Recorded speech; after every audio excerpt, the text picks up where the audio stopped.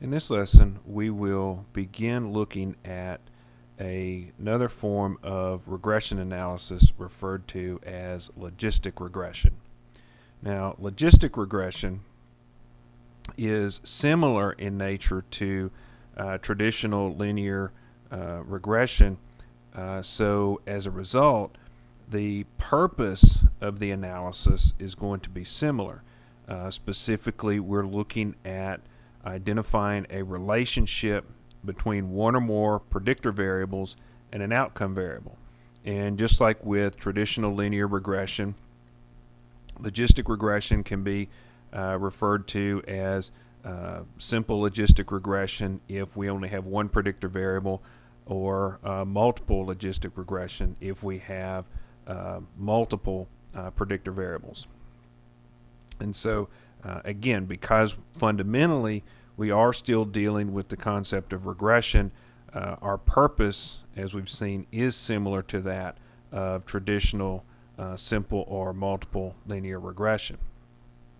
And so if we begin as a starting point by comparing our traditional linear regression to logistic regression, and begin first by looking at the predictor variables, we see that we actually have some similarities in the sense that our predictor variables in both cases require that the data be either continuous, which is basically implies that we need interval ratio.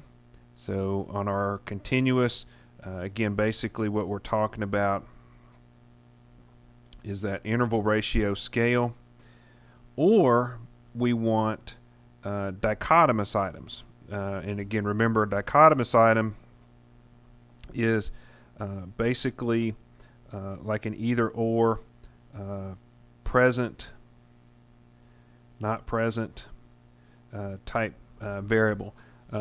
Dichotomous variables, as we will see, are typically coded as 0 and 1, and usually the 0 is associated with the absence of a particular characteristic, while the 1 designates that the characteristic is present within our subject. So for example, we will be looking later at an example where we're going to be interested in the impact of the predictor current smoking. And so the data is going to be coded as either 0 or 1, where the respondent either states that no, they do not currently smoke, or yes, they do currently smoke. Likewise, if we were looking at the presence or absence of a medical condition, again, no could represent the lack of that condition, or if we're looking at certain symptoms, we could say 0 is the lack of symptoms, whereas 1 indicates the presence of specific symptoms. So with regard to predictor variables, traditional regression and logistic regression are very similar. In logistic regression, I would say you are more likely to encounter the use of dichotomous variables. Again, this will also differ depending on the field of inquiry in which the analysis is being conducted. But dichotomous variables would be probably more likely to appear in a logistic regression than a traditional linear regression, although again, they can certainly appear in both. Now, having looked at the predictor variables, we can back up and look at the dependent variable. And this is where the fundamental difference occurs between a traditional linear regression and logistic regression. In traditional linear regression, our dependent variable must be on an interval or an interval ratio scale. If we have, for example, a study where we're interested in identifying whether an individual has high blood pressure, right? If we want to conduct a traditional regression, then what we would have to have for our data is the actual blood pressure readings. And so we would have this interval scale of measurement. If, on the other hand, we either wanted to run a logistic regression or lacked the data to run a traditional linear regression, the logistic regression utilizes dependent data that is dichotomous. So, for example, if we have the research study where we're interested in predicting whether a patient will have high blood pressure, then the data for the dependent variable will simply be yes or no. Yes, the individual has high blood pressure, or no, they don't. Now, obviously, at some point in the process, we had to actually obtain the blood pressure readings, but then rather than looking at trying to predict what the actual reading is, all we're really concerned with is predicting whether they are above or below a certain threshold that we've established as defining high blood pressure. And so our dependent variable, rather than the specific blood pressure readings, we've actually converted that into a 0-1 type notation, where 0 would represent normal or not high blood pressure, and then 1 would be high blood pressure. And again, this can be extended into any other type of medical condition. Now, if we have a dichotomous situation, then we're referred to as a binary logistic regression. And so, and a binary logistic regression is going to be one of the more common types, and is going to be the type that we focus on as part of our lesson. Logistic regression, however, can also be used with ordinal scales of measurement.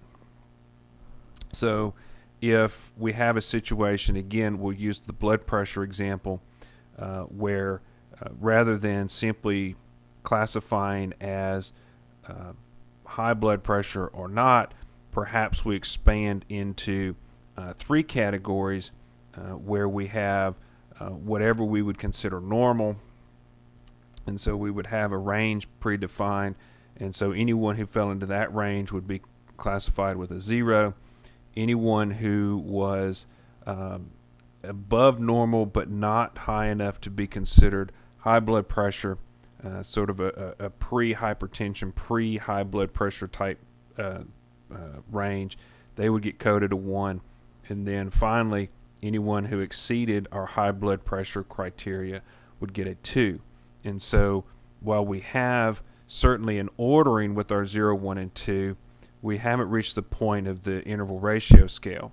But because we have 3 categories, we're no longer dichotomous. And so that's where we would use, again, a logistic regression, but it would be referred to as an ordinal based logistic regression. And again, as I mentioned, we're going to focus on the situation where we have a dichotomous dependent variable.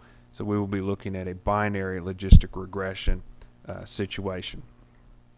So that gives you at least an introduction in terms of how logistic regression compares to traditional linear regression as it relates to the data requirements specifically for the dependent variable. Now, if we focus a little bit closer on the dependent variable, we've already mentioned that because it's dichotomous, again, we're looking at the binary logistic situation. The data is traditionally coded as a 0 or 1, where 0 represents the absence of an event, 1 represents the presence of an event. So, for example, we could have a situation where if we're looking at mortality, then 1 would represent that our patient or our participant died. If we're looking at, again, the development of symptoms, then if the patient develops symptoms, then we code them with a 1.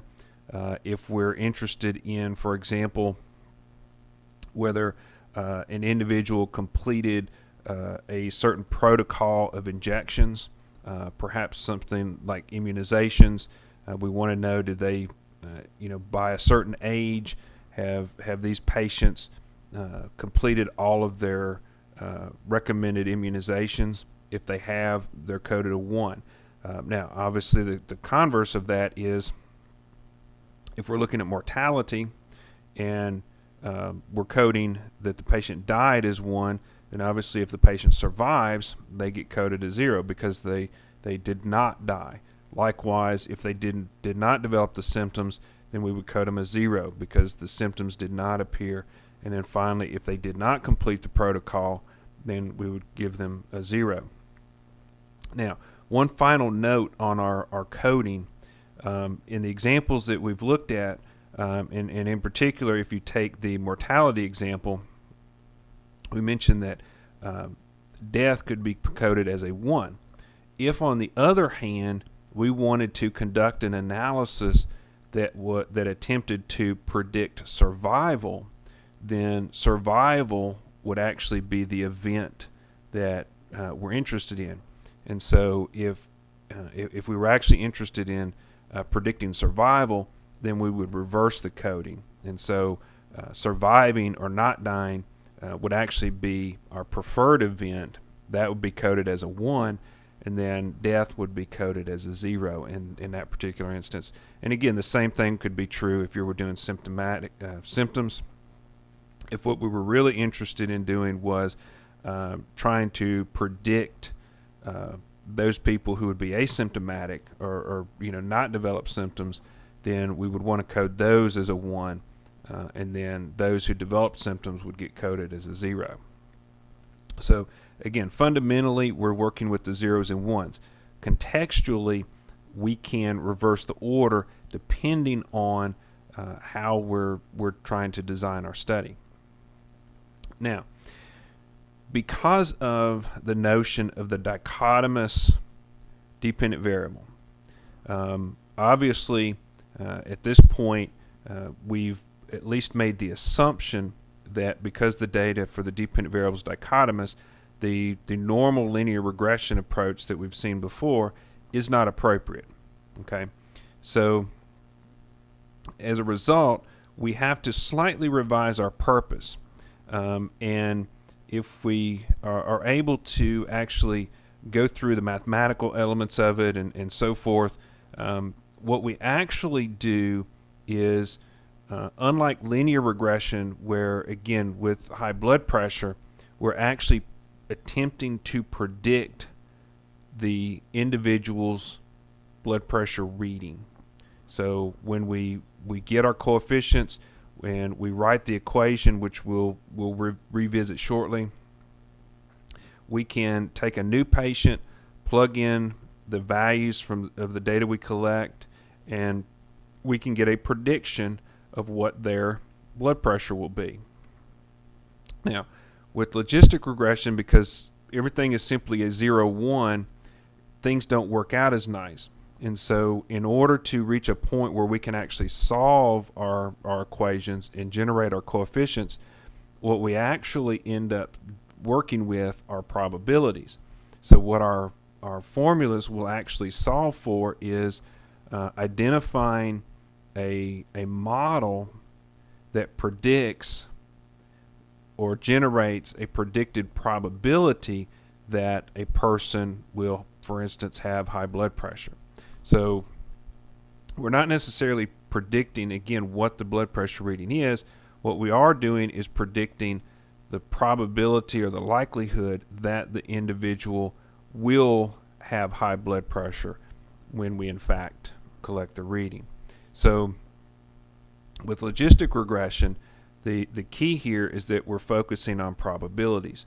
Now, the other implication of that is once we get into probabilities, we're also going to get into odds, which is something that we saw previously when we looked at some of the epidemiology measures. And so when we get done and we generate our results, we're going to be able to talk about how much impact a particular predictor has on the odds of having high blood pressure or on the odds of survival. And so, again, we're moving away from some of the same types of interpretations that we dealt with the linear regression. Now, talking about the models, the traditional linear model, and this is one that we saw previously. In this model, we have y, which is, again, we might say y is going to be our blood pressure reading. We have some what amounts to be, or can generally be thought of as, again, our starting point, and then we have all of our predictors. And so, again, the example that was mentioned when we talked about linear regression was the fact that if you have a patient who is in the exam room and you're standing outside and someone asks, what do you think the individual's blood pressure reading is going to be? Well, we don't know. But if we know that the average blood pressure reading for an individual is 123, then that would be our best guess. So in a simplistic view, the beta 0 might be 123. And then after that, once we step in the room and we begin to collect information on these various predictors, maybe X1 is gender, X2 is something like weight. And so once we begin to collect these, again, even if it's just in our minds, we begin to start making adjustments. Perhaps we know, for example, that, blood pressure readings tend to be slightly higher in females. So if my initial guess was 173, I walk into the room, I see that the patient's female, I'm going to automatically adjust my guess up slightly. If I see weight, and we know that increased weight is generally associated with an increase in blood pressure, and I see that, but this person's either normal or perhaps on the lower end of weight, then I might turn around and make an adjustment back down.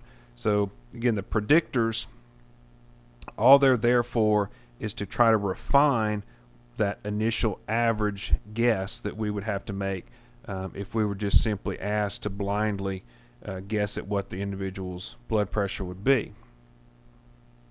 Now, with logistic regression, obviously the model does not look anywhere near as nice and clean. However, one thing to point out is that we are still working with a linear model. And the reason that we can talk about having a linear model is that if we look at the equation part that has our coefficients and predictors, we do not have any exponents. We don't have any x squared terms, x cubed. We don't have anything outside of a traditional x to the first power. Right? And so that's what allows us to maintain the notion of a linear relationship. So even though we're talking about logistic regression, we're still not talking about nonlinear regression, which is another variation of our original regression approach. Now, again, if we look at the equation, and this is actually our prediction equation, just like the equation in linear regression, that is the equation that once we have gotten our results, we can take the coefficient values, insert those for the B1, B2, all the way out to Bn, which just represents however many coefficients we have. And then if we have a new patient, then we just simply insert their gender value, we insert their weight, and so forth in place of the x1, x2. We run the calculation and we will get a predicted value for their blood pressure. That's the way the model works. In logistic regression, recall we're dealing with probability. And so our prediction equation represents the probability, which is designated with the P. So we're talking about the probability of the event occurring. So if we're looking at high blood pressure, this equation will generate a probability that will range from 0 to 1 of an individual having high blood pressure based on this information that we're going to plug in our model. Notice obviously the ones are constant, and E is 2.718. So that's our value for E, which is a constant. So basically we're going to take 1 over 1 plus 2.718 raised to this value. Right? And so ultimately those beta zeros, beta ones, again, that's what we want to find. Now, without going into the mathematical element of it, the bottom line is at this particular point, we can't solve for our betas and our x's because they appear in an exponent. And so in order to clear things and remove the exponents, we actually have to work with logarithms, which is partly why when we talk about logistic regression, LOG, log, logistic, that's where we're going. And so in the equation that we actually solve in our output is this one, which is the log of, and then y over 1 minus y. If you recall back to the epidemiology, this is essentially an odds.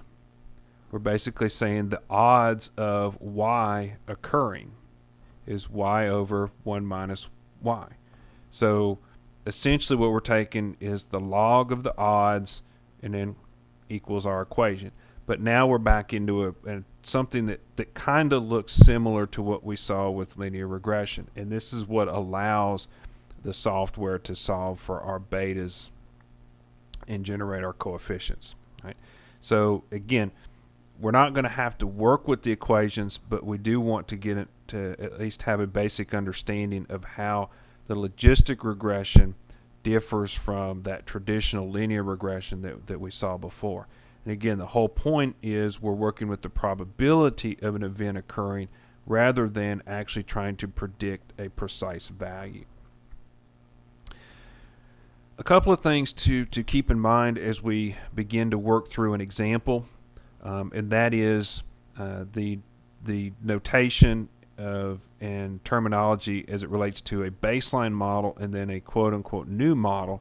The baseline model is simply the first baseline model will simply be the regression analysis with no predictors. So it effectively is our starting point. And then the new model will simply represent the regression analysis with the addition of predictors. Now, if it turns out that we conduct our analysis and we put all of the predictors in at one time, then we'll simply have two models. We'll have our baseline that had no predictors, and then the new model that has all the predictors. Now, we're actually going to, in our example, work through a hierarchical approach, which was something that we mentioned back with the traditional linear regression. And in that case, and in our example, we will actually have three models. We'll have our baseline that had no predictors, and then we're going to tell the analysis to put in some basic demographic predictors, and then we're going to add our final predictor, which from our perspective we're somewhat treating as the treatment predictor. And so we're basically saying the demographics, we have no control over those. We cannot change the demographic aspects of an individual, and so we want to see how much they contribute by themselves. Then we want to add the third predictor, or the final predictor. So in that situation, you have the original baseline, and when we compare the baseline to the demographics model, the quote new model is our model with the demographics.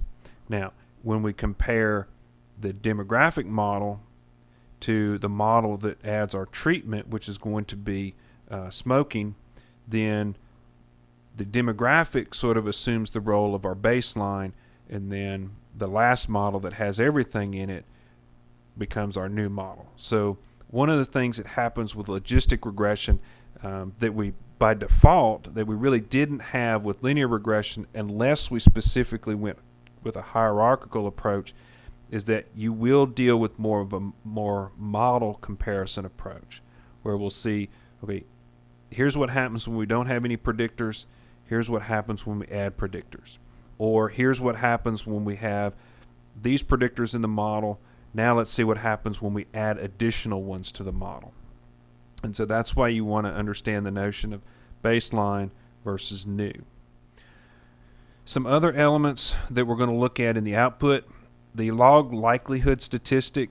This is an indication of how much unexplained variation is still left in our dependent variable after we've added predictors. Right? So our original baseline obviously should have a lot of unexplained variation, because all we're doing, we haven't added any predictors yet.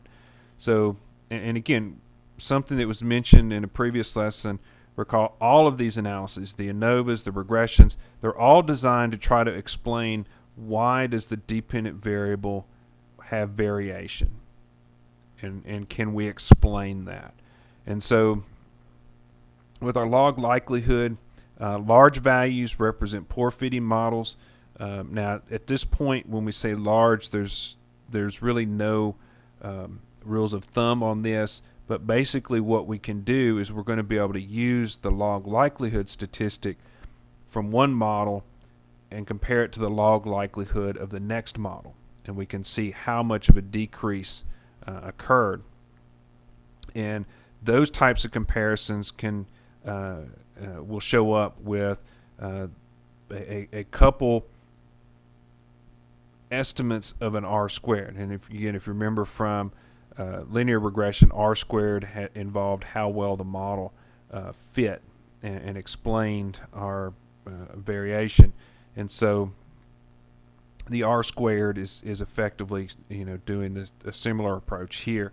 We're basically looking at how much improvement did we make in the model from the previous step in our analysis.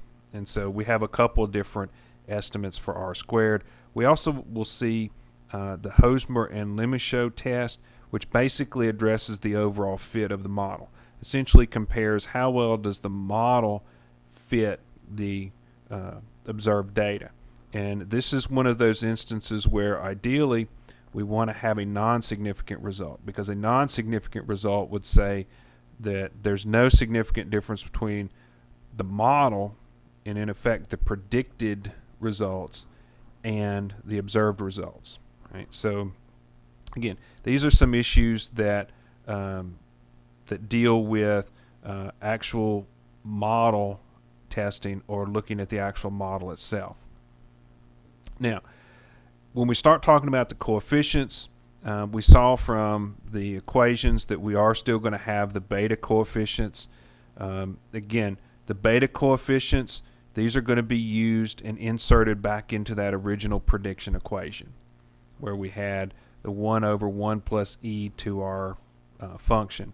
And so we could put the beta coefficients in there, go collect data off a new patient, plug in the information into that formula, and then basically if the value that we get out of that formula is above 0.5, then we can predict that that person will be in our event group. So again, if our event is high blood pressure, we would predict that that person will indeed have high blood pressure. Obviously, the higher that value is, the more likely we are to be accurate in our prediction. Again, negative coefficients indicate that that predictor will actually reduce our probability estimate. Positive predictors indicate that that particular predictor will increase, or as the values increase, our probability will increase. The Wald statistic, again, thinking back to our linear regression, is similar to our t-test. The Wald statistic is essentially the statistic that is used to determine whether or not the predictors are statistically significant. do they make a statistically significant contribution to our model? And then finally, we have an odds ratio. Again, going back to the notion that we're working with probabilities. And so not only do we just want to have this model, but what we will actually be able to do is for each of our predictors be able to state that when an individual increases by 1 unit on that predictor, their odds of being placed in the event category will either increase or decrease. And so again, we have, we'll see how this plays out when we actually look at the SPSS example.